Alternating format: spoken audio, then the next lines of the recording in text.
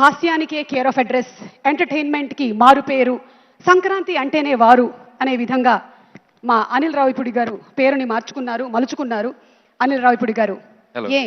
ఎందుకు సంక్రాంతికే వస్తున్నారు, ఉగాదికి ఎందుకు రాకూడదు? వచ్చాను ఉగాదికి.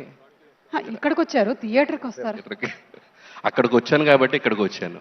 ఓకే, అంటే ప్రతి సంవత్సరం మీరు సంక్రాంతికే రావాలని డిసైడ్ అయ్యారా, లేకపోతే ఉగాదికి కూడా వచ్చేటువంటి తర్వాత ఛాన్సెస్ ఏమైనా ఉన్నాయా? సంక్రాంతికి సీట్ ఫుల్ అయిపోతే ఉగాదికి వెళ్ళిపోవటం. మీరు ఇన్ని సంవత్సరాల నుంచి ఈ ఫిల్మ్ ఇండస్ట్రీలో ఉంటూ మీరు డైరెక్షన్ అంటే ఎవరిని ఆదర్శంగా చెప్తారు? మీరు ఆదర్శంగా తీసుకున్నటువంటి దర్శకుల పేరు? నాకు జంజాల్ గారు అంటే చాలా ఇష్టం. So always inspiring. Yes sir, thank you so much Anil గారు. మరి ఈరోజు ఉగాది పర్వదినాన్న ఈ షడ్రుచుల్లో నుంచి ఒక రుచిని సెలెక్ట్ చేయాలి అంటే? అన్ని రుచులు ఉంటేనే లైఫ్ బాగుంటుంది, చేదు ఉంటేనే తీపి వాల్యూ. కాబట్టి సో అన్నీ బ్యాలెన్స్డ్గా ఉంటేనే బాగుంటుంది.